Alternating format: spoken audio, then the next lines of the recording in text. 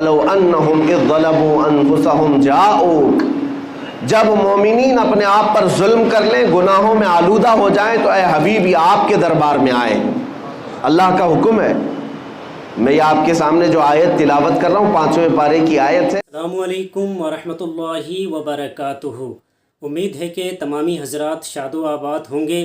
اللہ تبارک و تعالی ہم سب کو اپنے حفظ و امان میں رکھے اور ہم سارے مسلمانوں کو رب تبارک و تعالی اہدنا الصراط المستقیم پر چلنے کی توفیق عطا فرمائے، سنت مصطفیٰ پر زندگی گزارنے کی توفیق عطا فرمائے۔ میرے دوستو، اس خوبصورت بیان کو سن کر آپ سب اپنی زندگی کو خوبصورت بنا سکتے ہیں۔ جی ہاں دوستو، بہت ہی خوبصورت بیان ہے۔ آپ تمامی دوستوں سے گزارش ہے کہ اس بیان کو مکمل سن لیجیے۔ آئیے سنتے ہیں قرآن و حدیث کی روشنی میں مفتی سلمان اظہری صاحب سے۔ یہ روح کی بیماری کی علامات ہیں۔ اسے مسجد اچھی نہیں لگتی، قرآن کی تلاوت اچھی نہیں لگتی، لیکن وہی سینما اچھا لگنے لگ جاتا ہے، بے حیائیاں اچھی لگنے لگ جاتی ہیں۔ یہ روح کی بیماری کی علامات ہیں۔ آپ نے محسوس کیا ہوگا جب آدمی کو بخار آتا ہے تو ہر کھانا کڑوا لگتا ہے، اچھا کھانا بھی کڑوا کڑوا لگنے لگتا ہے، حالانکہ کھانا تو اچھا ہی ہوتا ہے۔ آپ روٹی کھائیں، چاول کھائیں، سالن کھائیں، لیکن منہ کا مزہ نہیں آتا۔ شدت کے بخار میں ہر چیز کے اندر کڑواہٹ کیوں آتی ہے؟ کیونکہ آپ کے اندر بیماری ہے، بخار۔ اسی طرح سے نیکیاں اگر کسی کو کڑوی لگتی ہیں تو روح بیمار ہے۔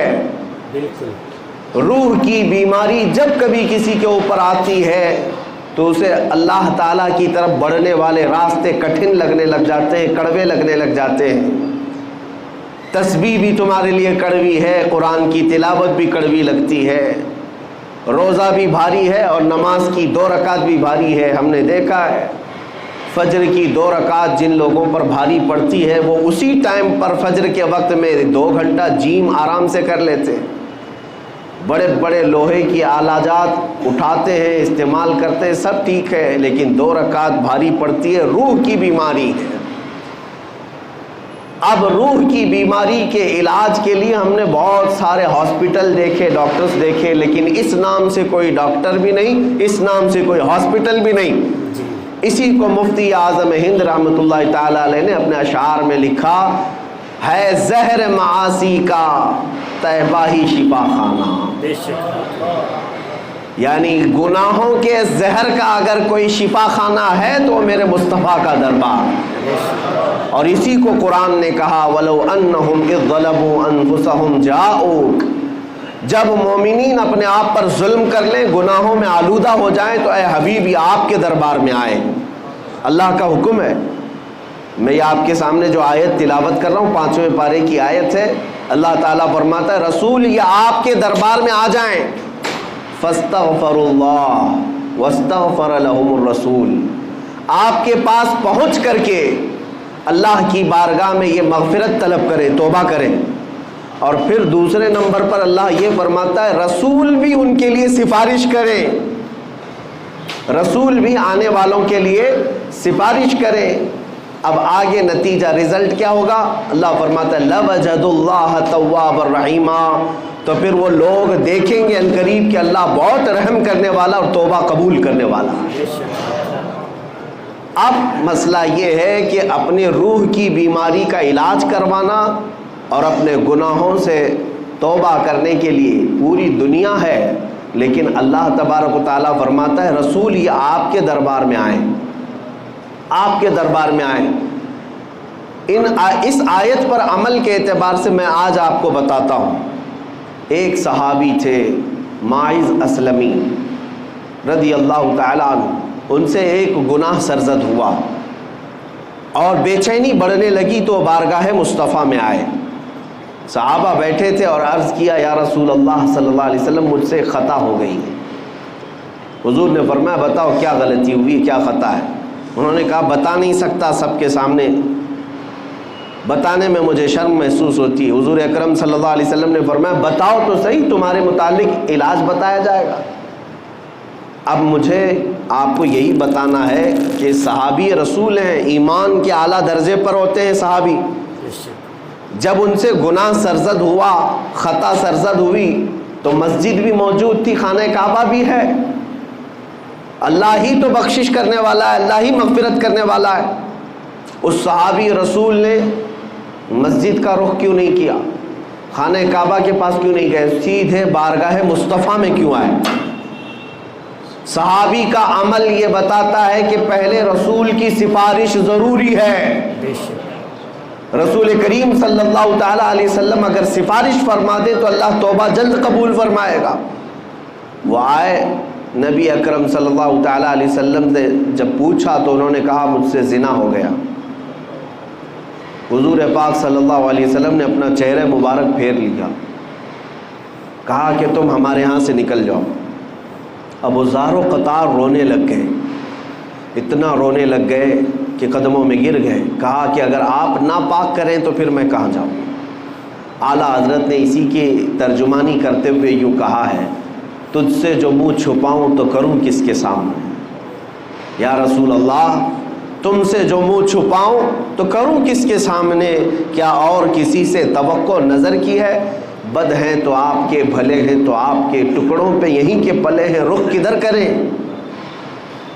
اس صحابی نے جب حضور اکرم صلی اللہ علیہ وسلم کی بارگاہ میں رو کر کے اپنا جرم کا اقرار کیا تو حضور نے پھر 3 مرتبہ پوچھا، تم ہوش و حواس میں کہہ رہے ہو؟ تم ہوش و حواس میں کہہ رہے ہو؟ انہوں نے کہا ہاں بالکل ہوش و حواس میں کہہ رہا ہوں۔ کہا تمہیں پتہ ہے زنا کی سزا کیا ہے؟ کہا ہاں مجھے پتہ ہے۔ اس کے بعد رسول رحمت صلی اللہ علیہ وسلم نے صحابہ سے کہا کہ انہیں سنسار کیا جائے گا۔ وادی انم، آج بھی وہ وادی موجود ہے مدینے کے مضافات میں، ایک چھوٹی سی پہاڑی ہے، صحابہ لے کر کے گئے۔ اسلام کی ایک عظیم سزا ہے یہ، زنا پر رکھی ہوئی سزا۔ لوگ اس کا مذاق اگرچہ اڑاتے ہوں کہ اسلام گردن کاٹنے کی اور سنسار کرنے کی اجازت دیتا ہے، حکم دیتا ہے، تمہیں اندازہ نہیں، یہ سزائیں فطرت کے عین مطابق ہیں، اس لیے کہ کینسر کے پھوڑے کو اگر نہ کاٹو گے تو جسم میں زہر پھیل جاتا ہے، اور یہ سزائیں اسی لیے رکھی گئی ہیں کہ معاشرہ ڈس بیلنس نہ ہو۔ یہ سزا اس وقت تمہیں اچھی لگے گی جب کسی کی اپنی بیٹی کے ساتھ کوئی زنا کر لے۔ ہم نے ان لوگوں کے بارے میں بھی سنا ہے جن کا تعلق اسلام سے نہیں ہے، لیکن جب ان کے گھروں کی بچیوں کا ریپ ہوتا ہے تو وہ اعلاناً یہ کہتے ہیں کہ ہماری بچیوں کے ریپسٹ کو اسلام جو سزا دیتا ہے وہی دی جائے۔ وہ اس چیز کا مطالبہ آج بھی کر رہے ہیں۔ یہی تو بات ہے میرے عزیزو، جس طرح تمہاری بیٹی کی عصمت تمہارے لیے عزیز ہے، اسلام ہر بیٹی کی عزت کو وہی عزت مقام دیتا ہے، ہر بیٹی کی عزت کا مقام ہے۔ انہیں سنسار کرنے کے لیے لے جایا گیا اور صحابہ نے انہیں سنسار کر دیا، ان کی روح پرواز کر گئی۔ واپس جب آئے رسول رحمت صلی اللہ تعالیٰ علیہ وسلم، یہ اللہ کے قوانین ہیں، اللہ کے حدود ہیں، اس پر عمل کرنا ضروری ہے، لیکن تقاضۂ بشریت یہ ہے کہ دل بھی تو کسی سے لگا رہتا ہے۔ حضور پاک صلی اللہ تعالیٰ علیہ وسلم غمگین تھے، آنکھوں سے آنسو تھے، حضور گئے نہیں تھے۔ صحابہ جب آئے تو حضور نے پوچھا میرے مائز کو جب مار رہے تھے تم لوگ تو وہ کیا کہہ رہے تھے؟ تو صحابہ نے کہا یا رسول اللہ، ان کو جب مارا جا رہا تھا تو وہ یہ کہہ رہے تھے ترحم لنا یا رسول اللہ، اے اللہ کے رسول مجھ پر رحم کر دیجیے۔ انہوں نے خود سے اقرار کر کے وہ سزا کو لیا ہے، زبردستی پکڑ کر کے ان کو سزا نہیں دی گئی۔ ماعز اسلمی جانتے تھے کہ اگر میں دنیا کی سزا لے لوں گا تو محفوظ، اگر قیامت کی سزا کا انتظار کیا تو اس سے 99 گنا زیادہ سزا ہو سکتی ہے۔ وہ صحابی جانتے تھے، اسی لیے دنیاوی سزا کو انہوں نے ترجیح دی، خود سے قبول کیا کہ مجھے یہی سزا دو، آخرت کی سزا کا میں انتظار نہیں کرنا چاہتا۔ بہرحال بات یہ ہے کہ وہ بارگاہ مصطفیٰ میں گئے، سزا تو ہوئی، لیکن جیسے ہی ایک صحابی نے بڑھ کر کے کہا آقا میرے ہاتھ میں اونٹ کی ایک ہڈی تھی، میں نے وہ لے کر کے مائز کی کھوپڑی پر مارا تو ان کی کھوپڑی پٹ گئی اور خون میرے جسم پر آ کر گرا، تو میں یہ سوچ کر کے ہٹ گیا کہ گنہگار کا خون ہے، میرے آقا کو جلال آ گیا۔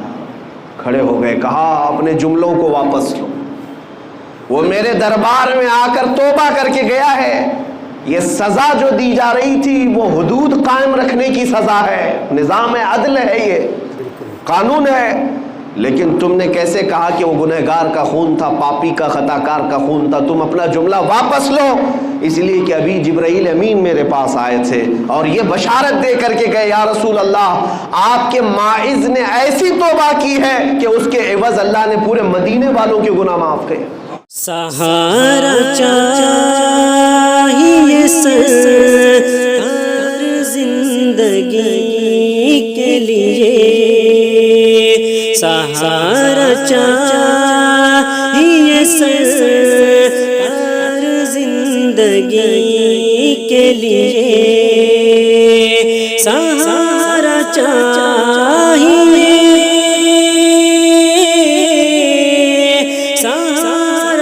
چاہیے سرکار زندگی کے لیے، تڑپ رہا ہوں مدینے کی حاضری کے لیے، تڑپ رہا ہوں مدینے کی حاضری کے لیے، نصیب والوں میں میرا بھی نام ہو جائے، نصیب والوں میں میرا بھی نام ہو جائے، نصیب والوں میں، نصیب والوں میں میرا بھی نام ہو جائے، جو زندگی مدینے میں شام ہو جائے، جو زندگی مدینے میں شام ہو جائے، سہارا چاہیے سرکار زندگی کے لیے، سہارا چاہیے سرکار زندگی کے لیے، تڑپ رہا ہوں مدینے کی حاضری کے لیے، جو زندگی میں شاد شاد مروں گا گردم آخر، میں شاد شاد مروں گا گردم آخر، میں شاد شاد، میں شاد شاد مروں گا گردم آخر، زباں پہ جاری محمد کا نام ہو جائے، زباں پہ جاری محمد کا نام ہو جائے، سہارا چاہیے سرکار زندگی کے لیے، تڑپ رہا ہوں مدینے کی حاضری کے لیے،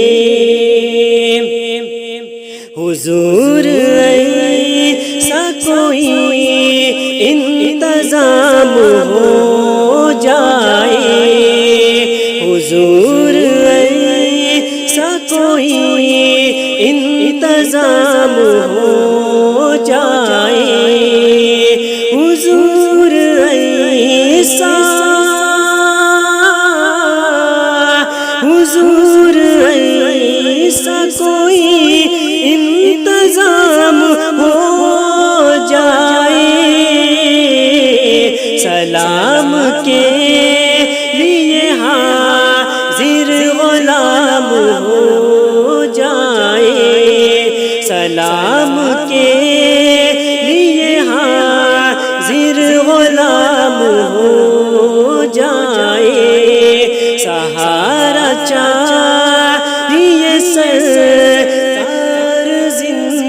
زندگی کے لیے تڑپ